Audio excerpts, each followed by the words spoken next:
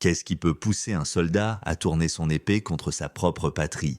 Est-ce la soif d'or, la loyauté aveugle envers un chef charismatique, ou une raison plus profonde et plus terrible? Et pourquoi le nom même de cette légion, la 13e, fut-il plus tard si soigneusement effacé des archives officielles, comme si l'on voulait cacher non pas une trahison, mais un secret bien plus terrible? L'histoire de la 13e Légion ne commence pas par une trahison, mais par un acte de création brutale au cœur d'un creuset de feu et de sang connu sous le nom de guerre des Gaules.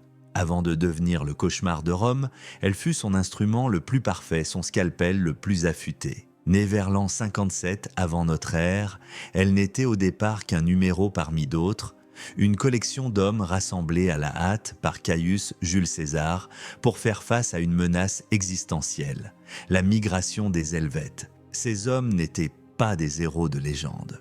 C'étaient des fermiers, des artisans, des fils de citoyens appauvris, arrachés à leurs terres pour servir une république qui les avait souvent oubliés. Leur première patrie ne fut pas Rome, mais la boue gelée des champs de bataille gaulois. Leur première loi ne fut pas celle du Sénat, mais le son du corps et la voix de leur centurion. Leur seul dieu, à bien des égards, devint l'homme qui les menait, César. Leur baptême fut une violence inouïe. Contre les Helvètes, puis contre les tribus belges et les Nerviens, la 13e apprit à tuer avec une efficacité industrielle. Chaque bataille était une leçon de survie.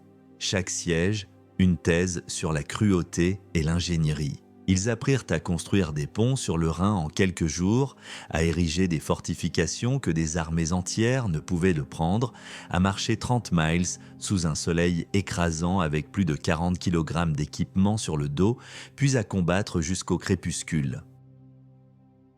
La discipline de fer, marque de fabrique des légions romaines, fut portée ici à son paroxysme. Une erreur pouvait coûter la vie à 10 hommes. Un acte de lâcheté pouvait entraîner la décimation, où un soldat sur 10 était exécuté par ses propres camarades. Dans cet environnement impitoyable, les liens se sont forgés, non pas d'amitié, mais de dépendance mutuelle. Le soldat à votre droite n'était pas votre ami, il était le garant de votre flanc. Votre centurion n'était pas votre père, il était l'incarnation de la volonté qui vous maintenait en vie. La Légion cessa d'être une simple unité militaire. Elle devint un organisme, un prédateur collectif avec des milliers de pères-dieux et des milliers de bras armés, mais une seule et même conscience tactique. César comprit cela mieux que quiconque. Il ne commandait pas ses hommes depuis une colline lointaine. Il combattait avec eux, partageait leurs maigres rations, connaissait les noms de ses centurions les plus braves. Il les poussait au-delà de leurs limites, mais il les récompensait avec une générosité qui faisait grincer des dents au Sénat. Il leur a donné non seulement de l'or, mais un but. Ils n'étaient plus de simples soldats de la République, ils étaient les soldats de César. Ils ne conquérèrent pas la Gaule pour la gloire de Rome, mais pour la gloire de leur légion et de leur général. Le Sénat à Rome débattait des lois, tandis que la 13e Légion en Gaule écrivait l'histoire avec du sang et de l'acier. C'est ce lien symbiotique, presque mystique, que les sénateurs, dans leur toge blanche, ne pouvaient ni comprendre ni pardonner. Ils voyaient en César un ambitieux dangereux, mais ils ne voyaient pas la véritable menace, l'arme vivante qu'il avait créée, une légion qui ne connaissait plus d'autre loyauté que celle envers l'homme qui l'avait mené à la victoire. Le point culminant de cette guerre brutale fut le siège d'Alésia. Une épreuve de force titanesque qui reste l'un des plus grands exploits de l'ingénierie militaire de tous les temps. César, avec ses légions, dont la 13e, assiégeait l'immense armée gauloise de Vercingétorix.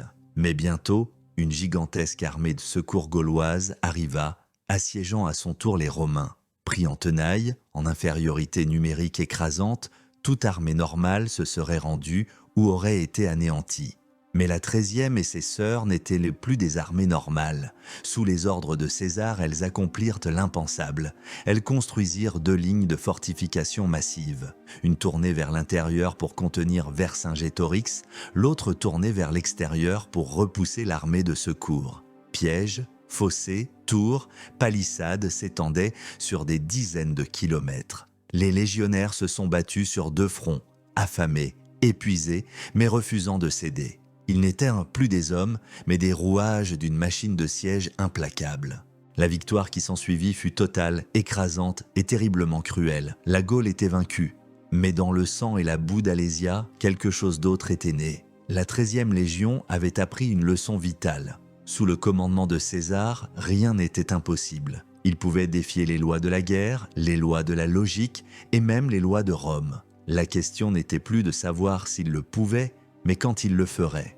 Pendant que la Gaule était pacifiée dans le sang, Rome devenait un nid de vipères. Chaque victoire de César était perçue par ses rivaux non pas comme un triomphe pour la République, mais comme une menace pour leur propre pouvoir. Le triumvirat, qui avait maintenu une paix fragile, César, Pompée et Crassus, s'était effondré avec la mort de ce dernier. Il ne restait plus que deux titans de vision opposées de l'avenir de Rome.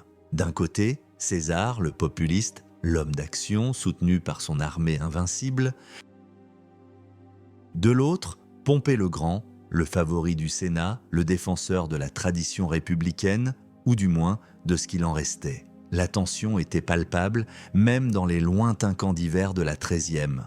Les nouvelles qui parvenaient de la capitale, portées par des courriers rapides, parlaient d'intrigues, de discours venimeux et de lois votées à la hâte pour dépouiller leur général de son commandement. Les légionnaires, des hommes simples pour la plupart, ne comprenaient pas toutes les subtilités de la politique sénatoriale, mais ils comprenaient une chose, on voulait leur prendre leur chef, on voulait les démanteler, les disperser, effacer leur victoire et les renvoyer à leur champ sans la récompense qui leur était due.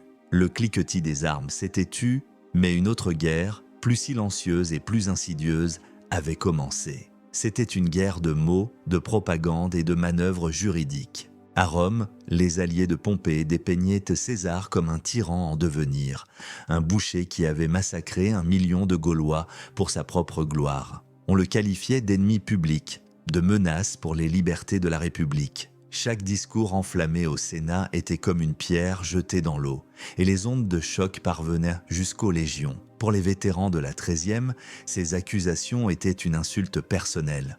Eux qui avaient gelé dans les forêts de Germanie, qui avaient dû failli mourir de faim devant Alésia, qui avaient vu leurs camarades tomber à leur côté, entendaient maintenant des politiciens qui n'avaient jamais connu le danger les traiter, eux et leur général, de criminels. La loyauté n'est pas une abstraction philosophique pour un soldat, c'est une réalité quotidienne forgée dans le danger partagé. À qui devait-il être loyaux ? À une république lointaine et ingrate incarnée par des sénateurs qui les méprisaient? Ou à l'homme qui saignait avec eux, qui pleurait leur mort et célébrait leur victoire comme les siennes? Cette question hantait les longues nuits dans les quartiers d'hiver. Autour des feux de camp, les murmures se propageaient. Les centurions, ces piliers de l'armée romaine, sentaient la colère monter parmi leurs hommes. C'étaient des professionnels aguerris, pas une foule enragée. Leur colère était froide, disciplinée et d'autant plus dangereuse. Ils nettoyaient leurs armures, affûtèrent leurs glaives, réparaient leurs sandales, comme ils l'avaient toujours fait. Mais dans leurs yeux, il y avait une lueur nouvelle, une lueur de défi. Ils attendaient un mot, un signe de César. Ils savaient que la confrontation était inévitable. La République leur demandait de déposer les armes et de livrer leur général à ses ennemis pour qu'il soit jugé et probablement exécuté. César leur demandait de rester à ses côtés. Le choix était en réalité déjà fait depuis longtemps. Il avait été fait sur les rives du Rhin, dans les plaines de Belgique et sur les murs d'Alésia. Chaque cicatrice sur leur corps était un vote de confiance en César. Chaque camarade enterré en terre gauloise était un serment de fidélité. Le Sénat pensait pouvoir commander à une légion par décret. Ils avaient oublié que la 13e n'obéissait plus à des parchemins, mais à un homme. L'ultimatum du Sénat arriva enfin. C'était un ordre sans équivoque. César devait dissoudre son armée et rentrer à Rome en simple citoyen. Refuser serait considéré comme une déclaration de guerre. C'était un piège politique grossier, et tout le monde le savait. Se soumettre signifiait la fin de sa carrière et probablement de sa vie. Le défi était lancé. La ligne était tracée. Cette ligne n'était pas encore le Rubicon, cette petite rivière marquant la frontière de l'Italie. C'était une ligne invisible dans l'esprit de chaque légionnaire. Une frontière morale entre l'obéissance à la loi et la fidélité à la justice, telle qu'ils la percevaient. Qu'auriez-vous choisi à leur place? La loyauté à une loi qui vous trahit ou la loyauté à l'homme qui vous a mené à la victoire et a promis de vous protéger? La question n'était pas de savoir s'ils allaient devenir des traîtres, la question était de savoir qui les avait trahis en premier. Pour eux, la réponse était claire. La trahison venait de Rome. Alors que les politiciens s'enveloppaient dans le drapeau de la légalité, la 13e Légion se préparait à redéfinir le sens même de ce mot. Ils allaient montrer à Rome que la véritable source du pouvoir ne résidait pas dans les salles du Sénat, mais dans la volonté de 10 000 hommes armés, unis par un but commun et une loyauté sans faille. L'hiver touchait à sa fin. Le printemps approchait, et avec lui, la guerre. Une guerre qui ne ressemblerait à aucune autre, une guerre de Romains contre Romains, une guerre civile. Pendant que ses ennemis à Rome savouraient leur victoire politique, croyant l'avoir acculée, César jouait son propre jeu.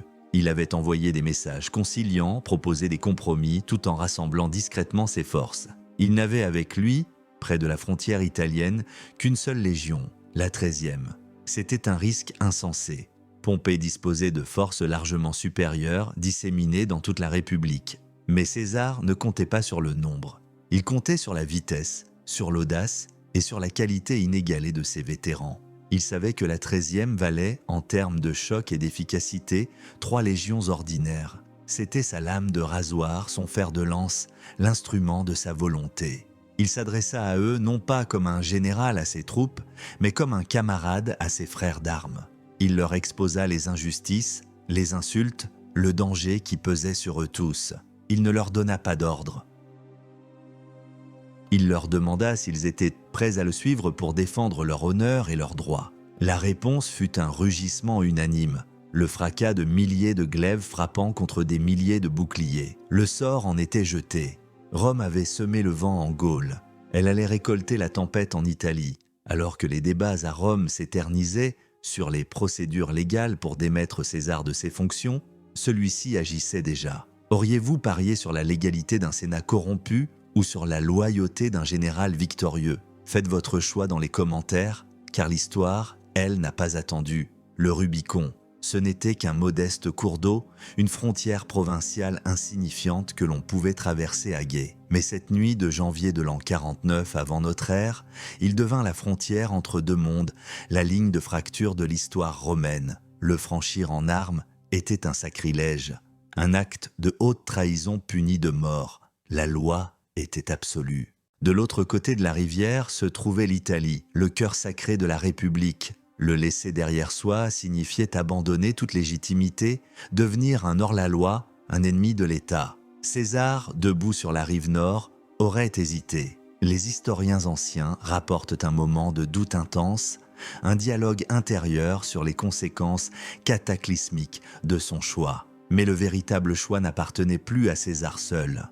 Il appartenait à la machine de guerre silencieuse et attentive qui se tenait derrière lui. La 13e Légion n'était pas venue si loin pour faire demi-tour. Leur Rubicon, à eux, avait été franchi bien avant, dans leur cœur et leurs esprits, quand César prononça enfin les mots fatidiques. « Alea iacta et un » le sort en était jeté. Ce n'était pas le début d'un pari, mais la simple constatation d'un processus déjà inéluctable. L'aigle de la 13e, l'étendard sacré de la Légion, s'inclina vers le sud et s'engagea dans les eaux froides.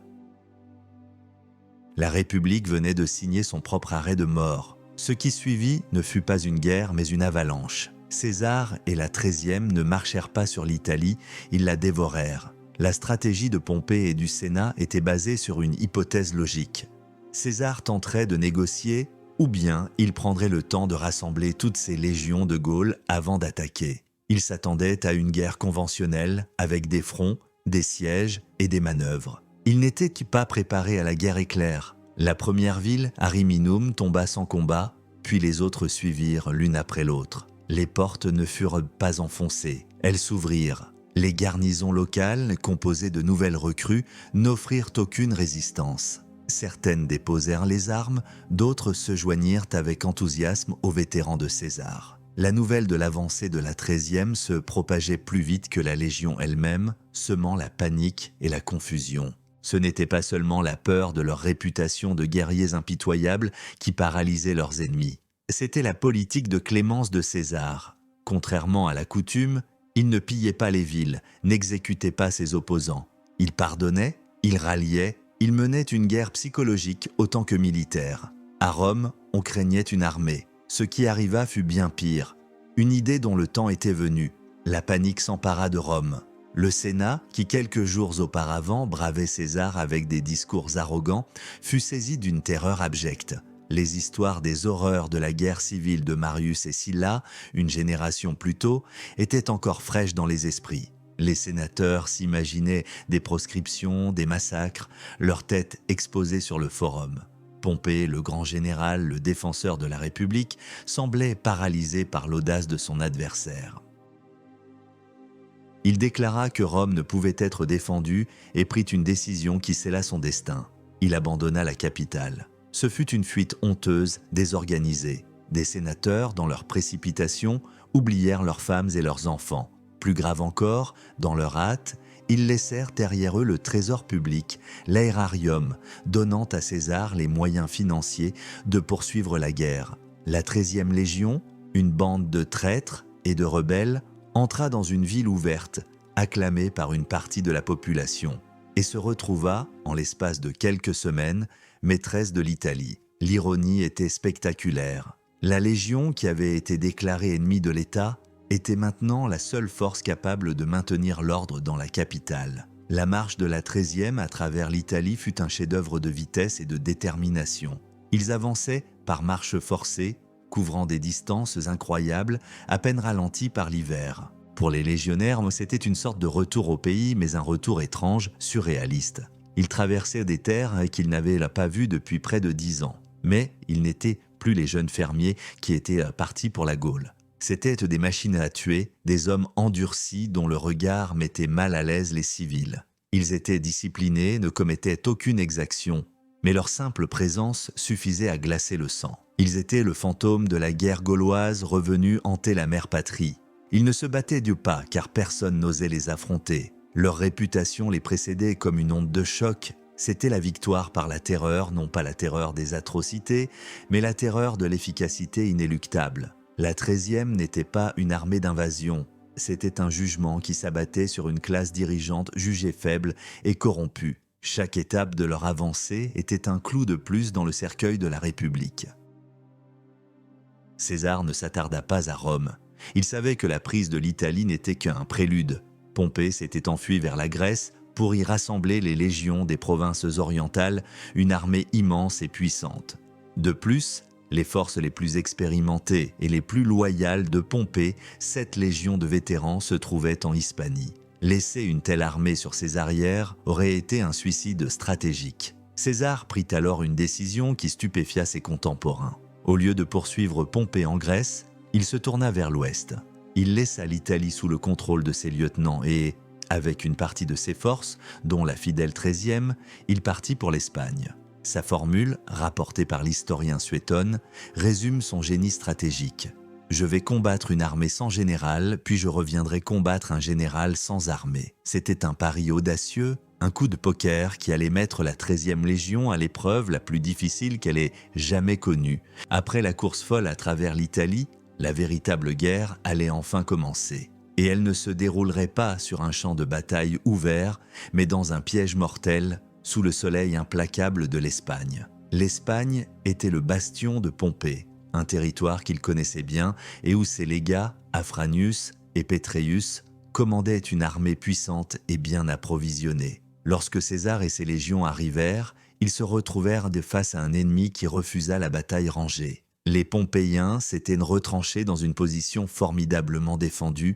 près de la ville d'Ilerda. La guerre de mouvement laissa place à une guerre de siège, un duel d'ingénierie et de logistique. La 13e, habituée aux charges furieuses et aux manœuvres rapides, dut changer de nature. Elle redevint ce qu'elle avait été à Alésia, une armée de terrassiers, de sapeurs et de constructeurs. La pelle et la pioche devinrent aussi importantes que le glaive.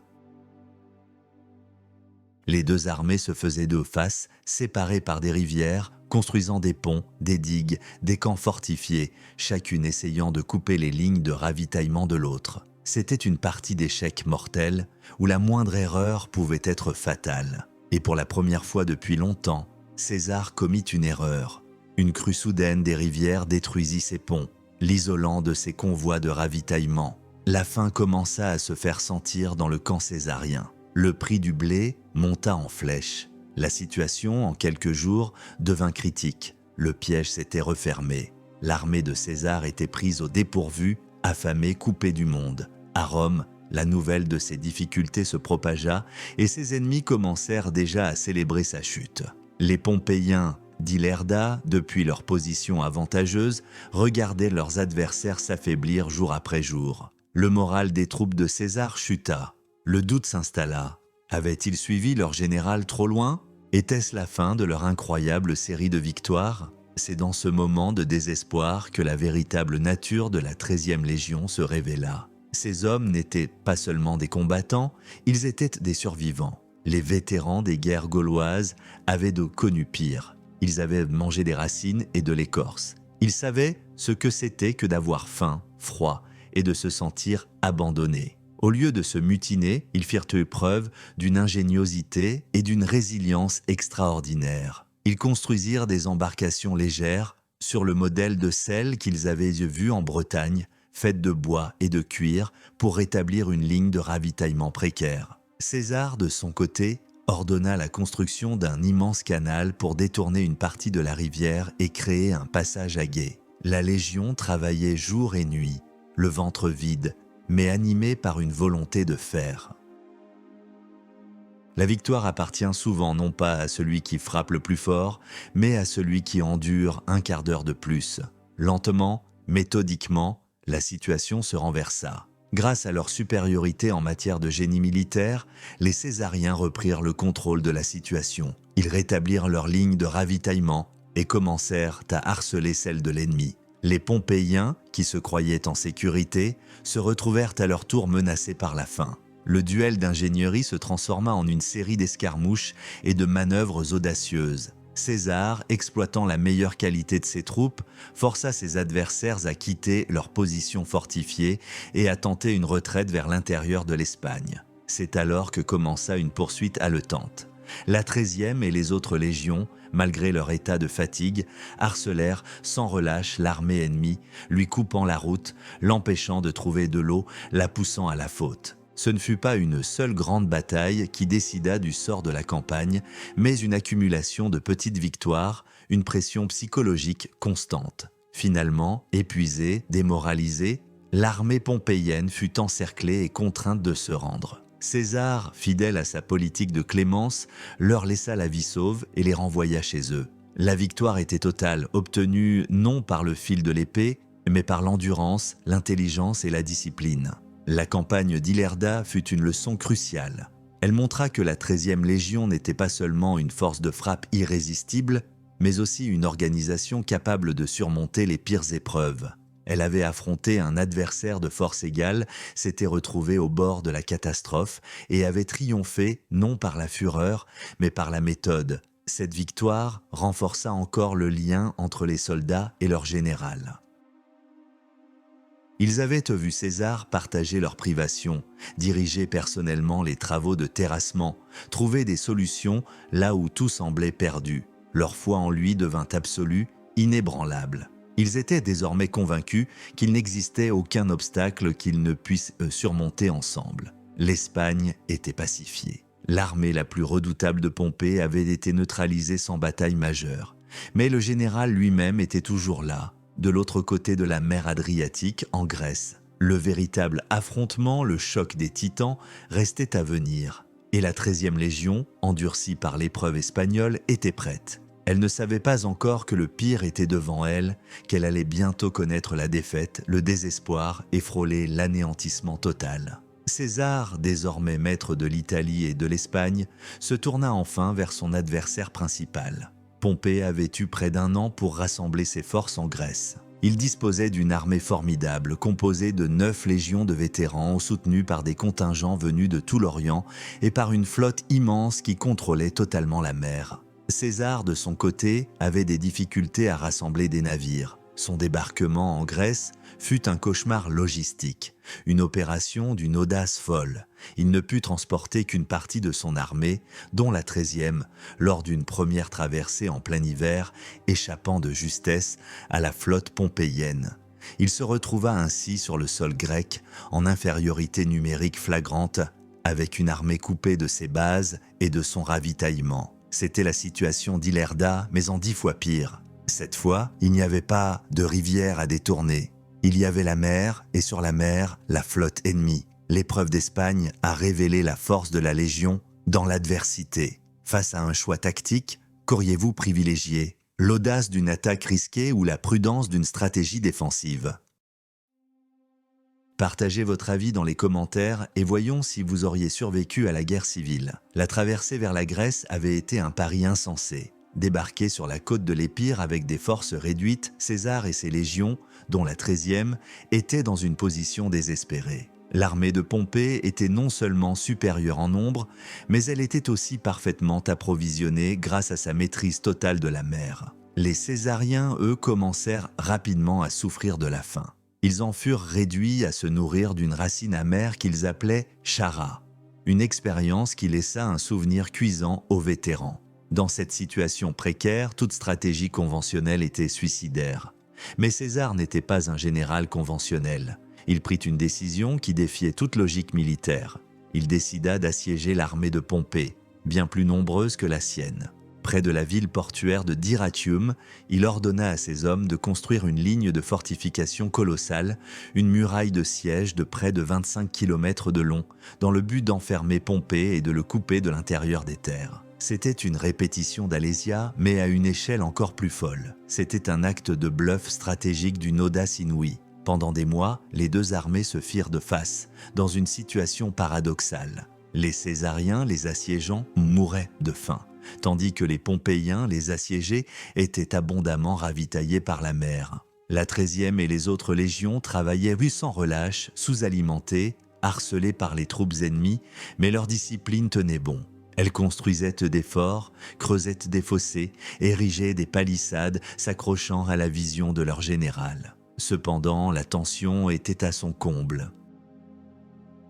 Pompée, pressé par les sénateurs impatients qui se trouvaient dans son camp, décida finalement de passer à l'action. Il ne lança pas une attaque frontale, mais une attaque surprise sur le point le plus faible de la ligne de siège de César au sud.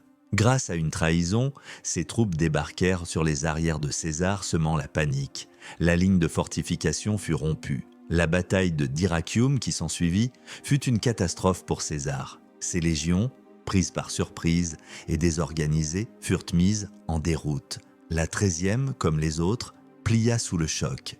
Pour la première fois depuis des années, ces soldats invincibles connurent la défaite, la vraie. Ils reculèrent puis s'enfuirent, poursuivis par l'ennemi triomphant. Ce fut un désastre complet. Les pertes furent énormes. Plusieurs aigles légionnaires, l'honneur suprême de chaque légion, furent eux perdus.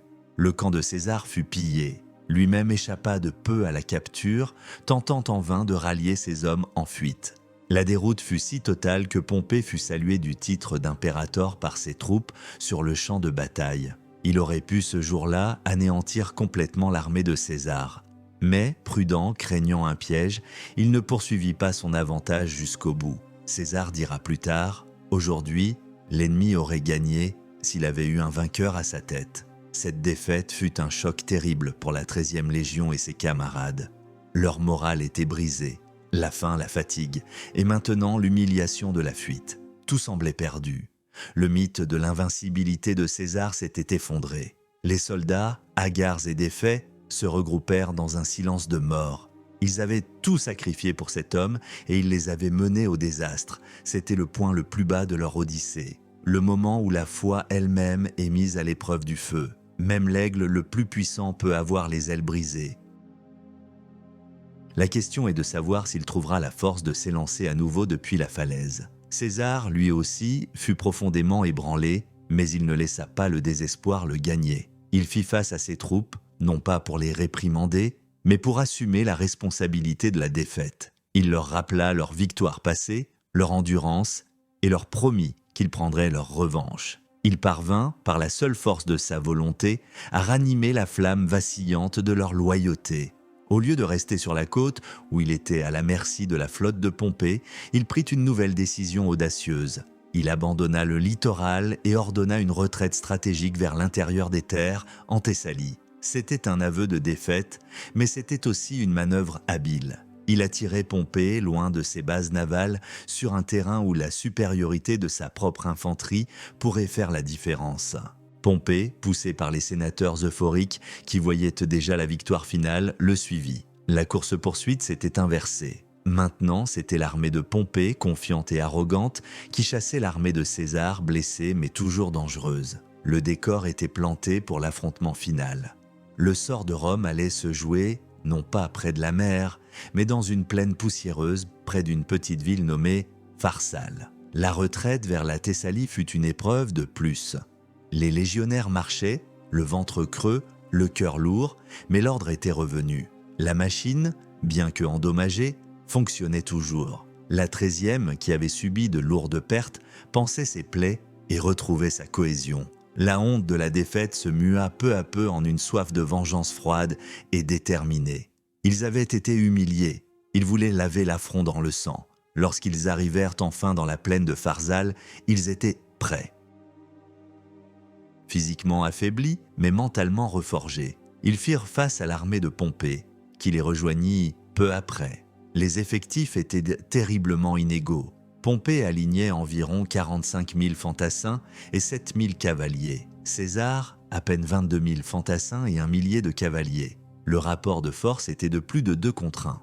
Pour tout observateur rationnel, la bataille l'était jouée d'avance. Pompée était si confiant qu'il avait déjà distribué les postes et les magistratures de Rome à ses partisans. Dans son camp, on préparait les banquets de la victoire. Il ne savait pas qu'il s'apprêtait à affronter non pas une armée, mais une bête blessée et acculée. Et rien n'est plus dangereux qu'une telle créature. Le jour de la bataille de Pharsale, le 9 août de l'an 48 avant notre ère, l'air était lourd et immobile. 2 armées romaines, portant les mêmes aigles, parlant la même langue, priant les mêmes dieux, se préparaient à s'entre-détruire. C'était le paroxysme de la folie, le suicide d'une civilisation. Pompée, suivant le conseil de ses généraux, avait un plan simple. Écraser la faible cavalerie de César avec sa force de cavalerie massivement supérieure, puis envelopper le flanc de l'infanterie césarienne et la prendre à revers. C'était un plan solide, orthodoxe, qui aurait dû fonctionner. Mais il ne tenait pas compte de 2 choses, le génie tactique de César et la fureur contenue des vétérans de la 13e et de leurs frères d'armes. César, anticipant la manœuvre de Pompée, avait préparé une surprise. Il avait secrètement retiré une cohorte de chaque légion de sa 3e ligne pour créer une 4e ligne cachée derrière son infanterie avec un ordre spécifique. Ne pas lancer leurs javelots, mais les utiliser comme des épieux en visant les visages des cavaliers ennemis. C'était une tactique brutale, non conventionnelle, conçue pour contrer la plus grande menace. La bataille commença. Le choc des 2 infanteries au centre fut terrible, un fracas assourdissant de métal et de cris. Comme prévu, la cavalerie de Pompée chargea, balaya la maigre cavalerie de César et commença son mouvement d'enveloppement. C'était le moment décisif. Les cavaliers pompéiens, pour la plupart de jeunes nobles arrogants, sûrs de leur victoire, se précipitèrent vers ce qu'ils pensaient être un flanc exposé. C'est alors que la 4e ligne de César se révéla. Les vétérans, sur ordre, avancèrent et formèrent un mur de lances hérissées, visant les visages. L'effet fut dévastateur. Les cavaliers, plus habitués à parader qu'à combattre une infanterie déterminée et soucieux de ne pas défigurer leur noble visage, furent saisis de panique. Leur charge se brisa. Ils firent demi-tour et s'enfuirent dans le désordre le plus complet, abandonnant leur propre infanterie. La surprise tactique de César avait parfaitement fonctionné. Il lança alors sa 3e ligne, tenue en réserve dans la bataille. L'infanterie pompéienne, déjà sous pression au centre et voyant sa cavalerie en fuite, commença à fléchir. Le jour de Pharsale, Rome a vaincu Rome. Et le seul vainqueur fut l'ombre de l'Empire à venir. La 13e Légion, placée au cœur du dispositif, se battit avec une rage froide. Pour eux, ce n'était pas une bataille pour Rome ou pour la République. C'était une vengeance pour Dyrrhachium. Ils ne combattaient pas des ennemis, mais des obstacles sur le chemin de leur rédemption. Chaque coup de glaive était une réponse à l'humiliation subie. Ils avancèrent inexorablement un mur de boucliers et d'acier, brisant les lignes ennemies. La bataille se transforma en un massacre. Les Pompéiens, démoralisés, abandonnés par leur cavalerie et leur général, Pompée, voyant le désastre, avaient fui le champ de bataille pour regagner son camp, jetèrent les armes et demandèrent grâce. César avait donné l'ordre d'épargner les citoyens romains, mais la fureur des combats était telle qu'il fut difficile de retenir ces hommes. La victoire fut totale, écrasante. Les pertes pompéiennes s'élevèrent à des milliers, tandis que celles de César furent étonnamment faibles. Le camp de Pompée fut pris. Les tentes des officiers étaient décorées de lauriers, les tables dressées pour le festin de la victoire. Une victoire qui n'eut jamais lieu. Ce jour-là, sur le champ de Pharsale, la République romaine est morte. Elle n'a pas été assassinée par César, elle s'est suicidée. Elle est morte de ses propres contradictions, de la corruption de ses élites, de son incapacité à s'adapter à un monde en pleine expansion. La 13e Légion et ses sœurs n'ont été que l'instrument de cette fin inéluctable. Elles ont été le scalpel qui a excisé une tumeur, même si l'opération a tué le patient. Après la bataille, en parcourant le champ de bataille, jonché des corps de milliers de Romains, César aurait murmuré « Hoc voluerunt ». Ils l'ont voulu. Ce n'était pas un cri de triomphe, mais un constat amer. La victoire avait un goût de cendre. Pompée, le grand général, était en fuite, un fugitif traqué. La guerre n'était pas encore terminée, mais son issue ne faisait plus aucun doute. Le pouvoir absolu était désormais à la portée de César. Mais la poursuite de son rival allait entraîner la 13e Légion et son chef dans une nouvelle aventure, encore plus étrange et inattendue, sur les rives d'un fleuve ancien, au cœur d'un royaume décadent et fascinant, l'Égypte. La déroute de Pompée à Pharsale fut totale.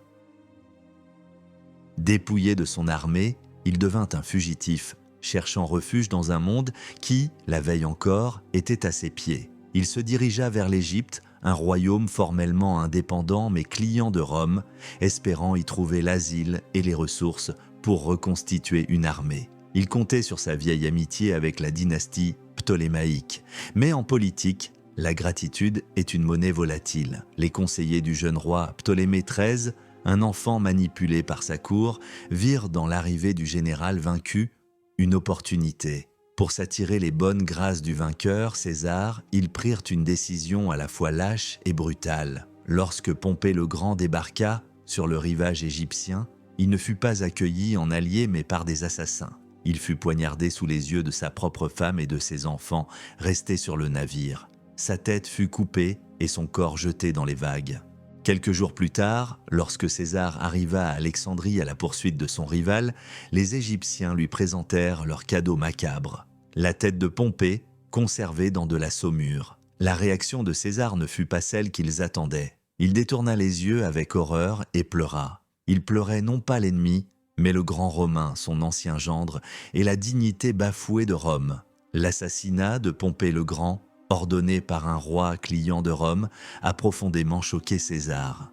Imaginez-vous à sa place. Auriez-vous privilégié la vengeance pour l'honneur romain ou la politique pour stabiliser la situation en Égypte?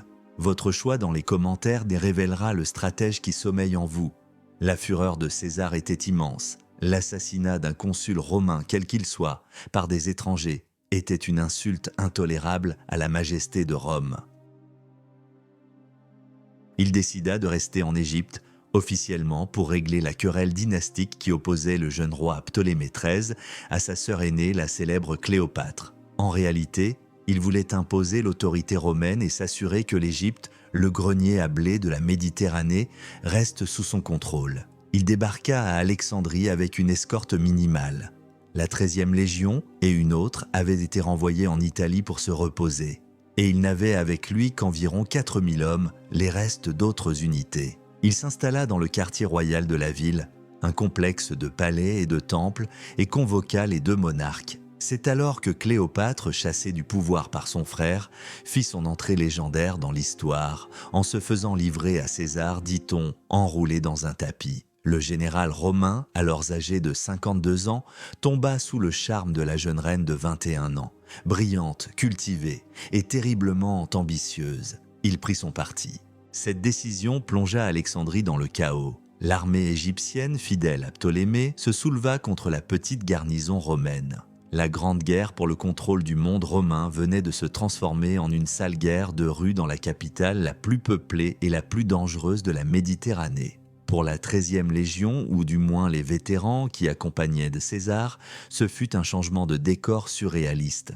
Ces hommes, habitués aux batailles rangées dans les plaines de Gaule ou de Grèce, se retrouvèrent piégés dans un labyrinthe de rues étroites, combattant sur les toits, dans les temples, contre une foule enragée et des soldats réguliers bien plus nombreux. Le siège du quartier royal commença. C'était une guerre claustrophobique, sans front, où le danger pouvait venir de n'importe où. Les Romains, assiégés, se battirent avec la férocité du désespoir. C'est au cours de ces combats chaotique qu'eut lieu l'un des plus grands désastres culturels de l'Antiquité. Pour empêcher la flotte égyptienne de bloquer le port, César ordonna de l'incendier. Le feu se propagea au bâtiment du port et, selon certaines sources, atteignit la grande bibliothèque d'Alexandrie, détruisant une partie inestimable du savoir humain accumulé. L'histoire a un sens de l'humour cruel. Elle envoie parfois les plus grands conquérants régler des querelles de famille dans des palais exotiques, avec pour dommage collatéral la mémoire du monde. Les légionnaires, eux, se souciaient peu des manuscrits. Ils se battaient pour leur vie.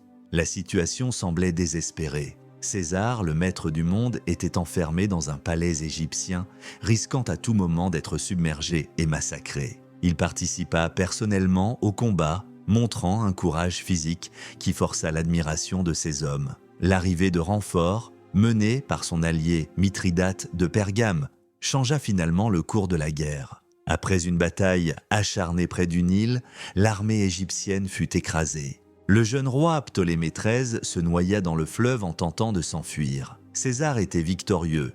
Il installa Cléopâtre sur le trône d'Égypte et, au lieu de repartir immédiatement, s'octroya une croisière de plusieurs semaines sur le Nil en compagnie de la reine. Pour les légionnaires, cette pause fut à la fois une récompense méritée et une source de murmures. Leur général, le soldat austère qu'ils connaissaient, semblait avoir succombé au charme de l'Orient. Mais cette idylle fut brutalement interrompue par des nouvelles alarmantes venues d'Asie mineure. Une nouvelle menace, sérieuse et immédiate, exigeait sa présence. L'aventure égyptienne était terminée, il était temps de reprendre la guerre. Alors que César était embourbé à Alexandrie, un ennemi de Rome avait profité du chaos de la guerre civile.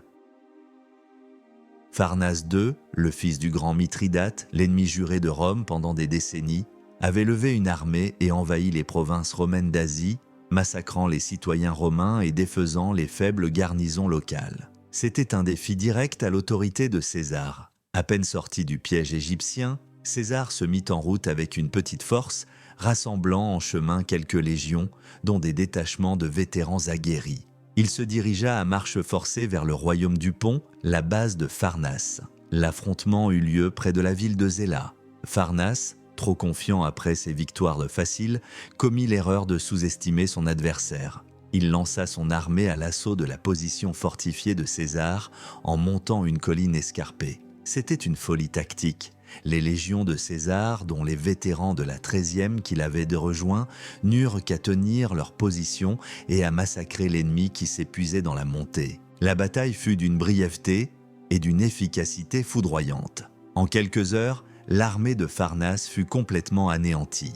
La campagne entière, depuis l'arrivée de César jusqu'à la victoire finale, n'avait duré que 5 jours. C'est après cette victoire fulgurante que César envoya au Sénat son message le plus célèbre, un chef-d'œuvre de concision et d'arrogance militaire. « Veni, vidi, vici, je suis venu, j'ai vu, j'ai vaincu ». Ces 3 mots résumaient parfaitement ce que sa légion et lui étaient devenus.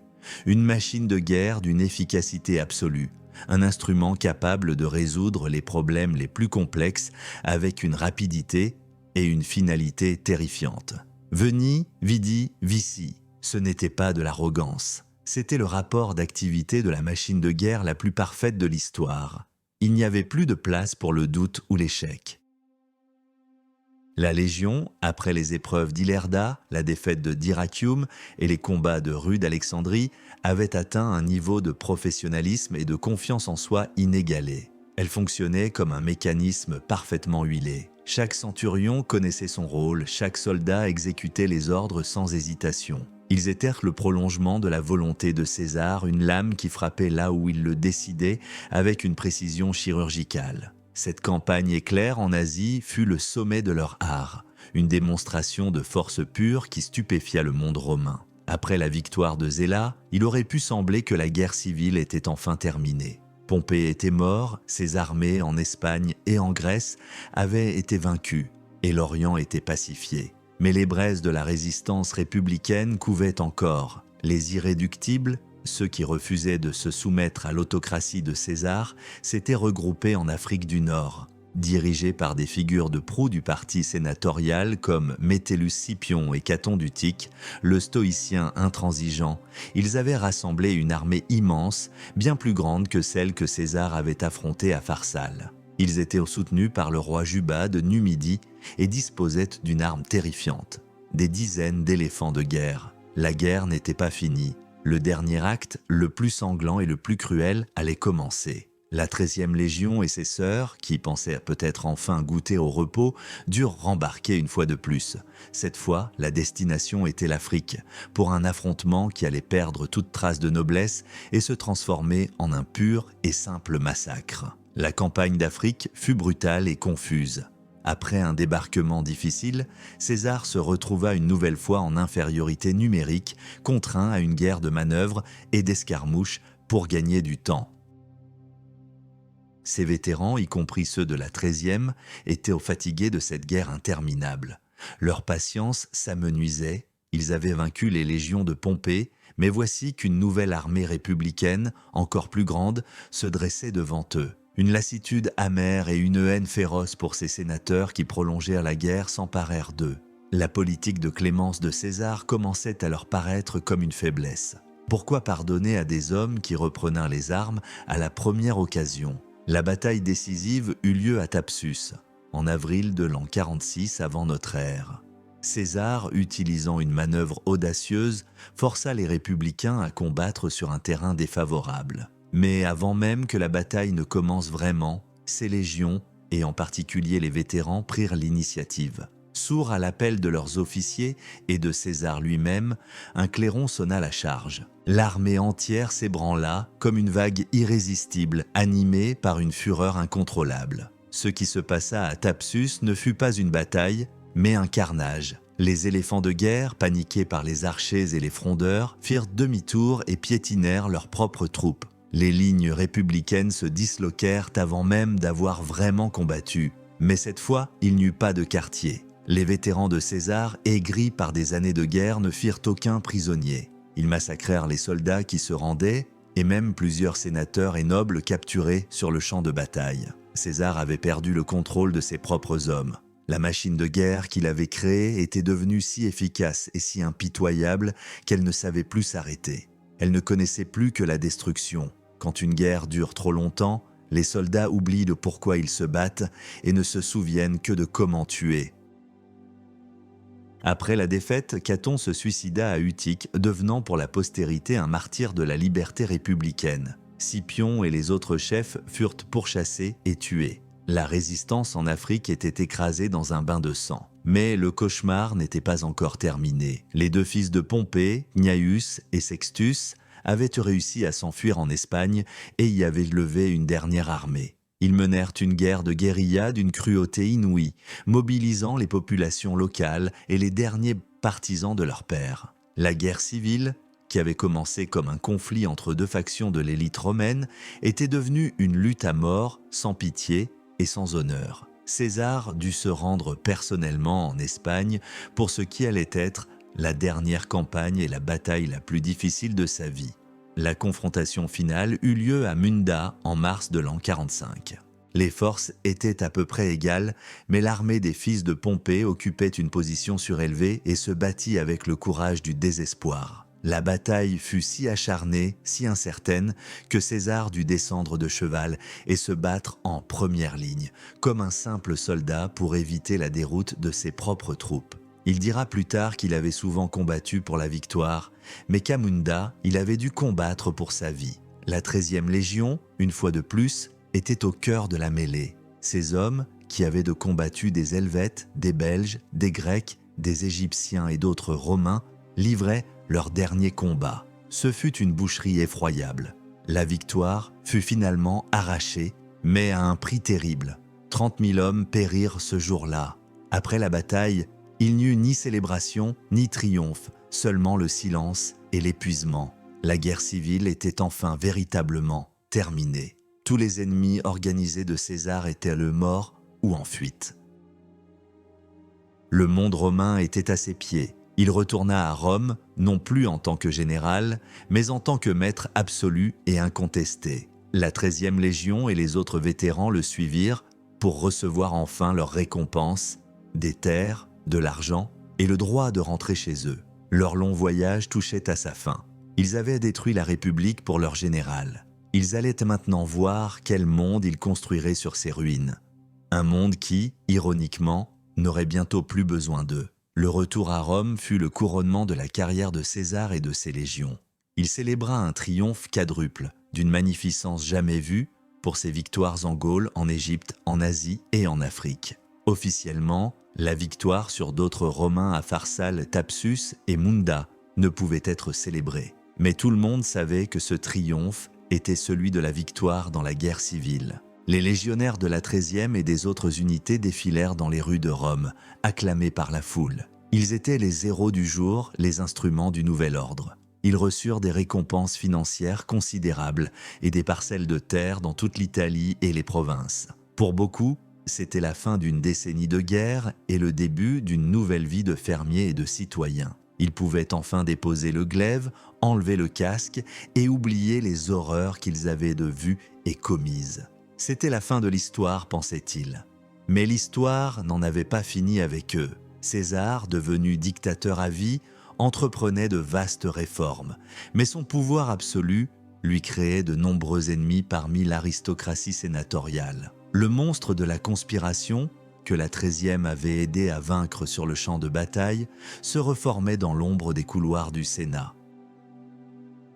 Aux ides de mars de l'an 44 avant notre ère, César fut assassiné en pleine séance du Sénat, poignardé par un groupe de conspirateurs qui se présentaient comme des libérateurs. Sa mort brutale, au lieu de restaurer la République, plongea à nouveau le monde romain dans le chaos et la guerre civile. Pour les vétérans de la 13e, installés sur leur nouvelle terre, la nouvelle fut un choc terrible. L'homme pour qui ils avaient tout risqué, leur chef, leur protecteur, avait été assassiné non pas par des ennemis en armes, mais par les hommes mêmes qu'il avait pardonnés. Leur colère fut immense. Leur loyauté, même après sa mort, lui restait acquise.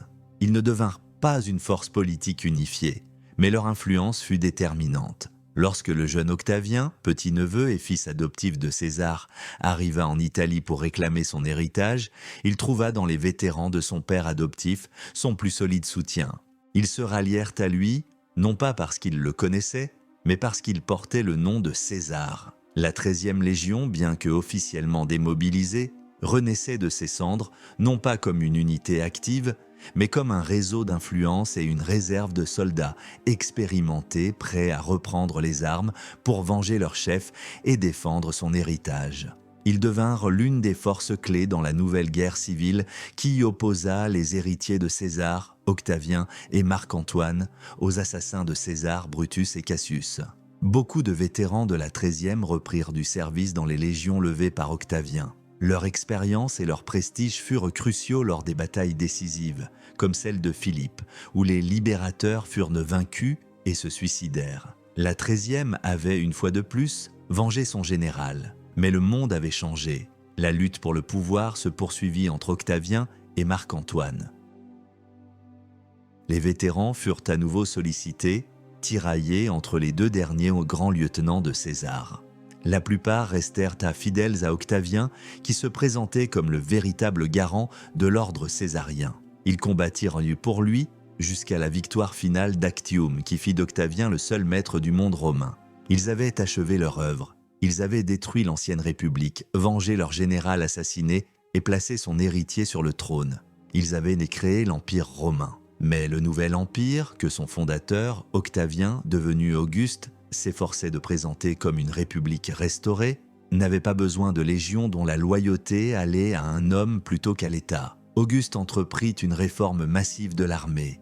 Il voulait des soldats professionnels, fidèles non pas à leur général, mais à l'empereur et à Rome. L'ère des armées privées, des légions qui pouvaient faire et défaire le destin de la République, était révolue. La 13e Légion fut reconstituée, mais ce n'était plus la même. Son nom fut changé en Legio XIII Gemina, la jumelle, probablement après avoir été renforcée par des éléments d'autres légions. Ces anciens vétérans étaient trop vieux pour servir, ou trop liés aux souvenirs d'une époque de guerre civile qu'Auguste voulait faire oublier. La nouvelle 13e Gemina fut envoyée sur les frontières lointaines de l'Empire, en Germanie, en Pannonie, loin du cœur politique de Rome. Sa légende, celle de la Légion qui avait franchi le Rubicon, fut progressivement effacée ou du moins estompée dans l'historiographie officielle du nouveau régime. La Révolution dévore toujours ses enfants. Et la 13e Légion était l'enfant premier-né de la Révolution de César. Le destin de la 13e Légion est une tragédie ironique.